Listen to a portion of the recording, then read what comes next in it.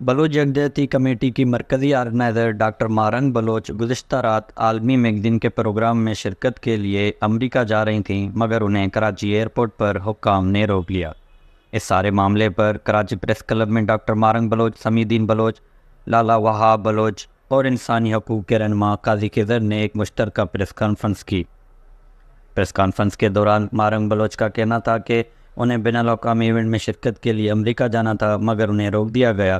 ان کا کہنا تھا کہ کراچی ایئرپورٹ سے واپسی پر انہیں رستے میں نامعلوم افراد کی جانب سے روکا گیا اور ناروا سلوک کرتے ہوئے ان کے موبائل فون اور دیگر سامان اپنے ساتھ لے گئے۔ انہوں نے سارے معاملے پر مختلف وزراء سے رابطہ کیا، مگر کوئی جواب نہیں دیا گیا۔